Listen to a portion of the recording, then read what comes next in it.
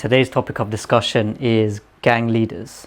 Now, in the previous video, we discussed bad boys and how some of them get, women, but they don't get nowhere near the amount of women that the gang leaders get.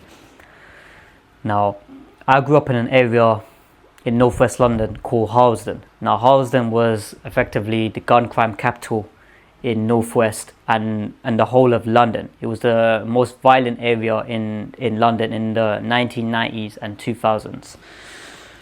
There were certain gang leaders within the area, and other areas like Stonebridge, Neasden, Cricklewood, and so on. So they have certain characteristics within them that would be able to attract multiple women. So they would get pretty much more than 90% of the women who were in these kind of areas, and they would gravitate towards them. We're going to be discussing how certain characteristics within them would be able to attract them. So first point is they were very militant. Now, if a situation was to arise, if an altercation was to happen, they will deal with it accordingly. They wouldn't hesitate, and they're not people who second guess themselves. They enforce the level of violence within them to carry out certain moves on the streets. And when women see that, they see that this guy here is able to effectively carry out what the moves that he wants to do, and then he means what he says and does what he does. Next point, he's someone in power and he's someone in control.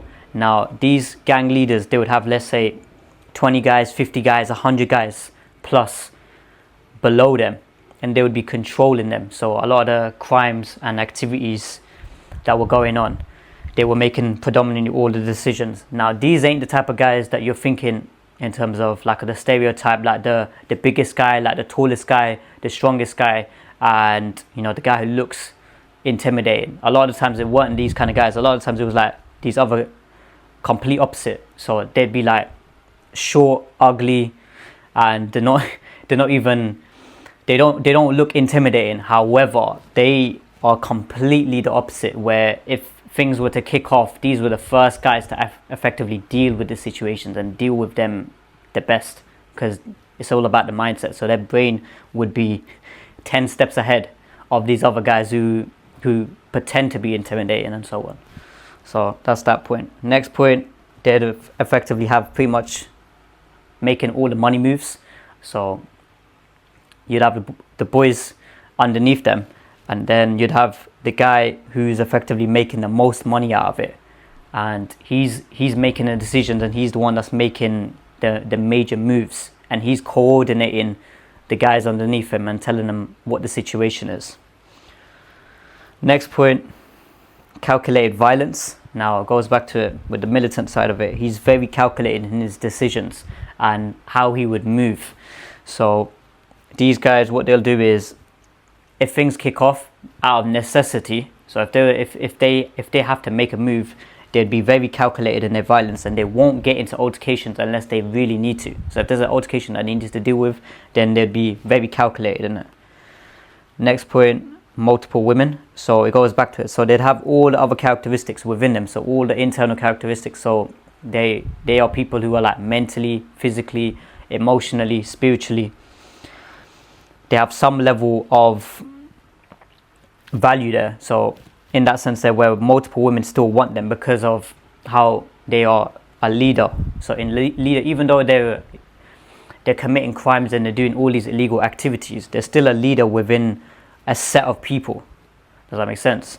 And then that way, their women are attracted to that, because women are attracted to guys who are actual leaders. So you don't need to be necessarily like a gang boy or a hood rat or any of this type of BS, but you need to be a type of leader within your community, and you need to be leading people to bettering themselves, and that's really attractive to women. So that's how you can get multiple women from that as well.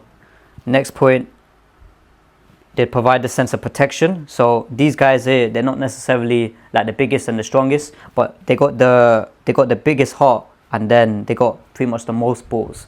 Now, there was many guys in the hood, who effectively, they look on paper like, oh yeah, these guys look intimidating, but when things would kick off, these guys were the first guys to be running off. They'd be type of guys who just, they got all this size and they're not using it, and it's just pathetic. It just looks even weak, and then women become even more icked out by that. It's like, imagine a woman with a guy who's like, let's say, who looks really strong and looks really big, but altercation happens, he just runs off and he's not able to protect her. The woman's going to eventually just leave him anyway and go with somebody else.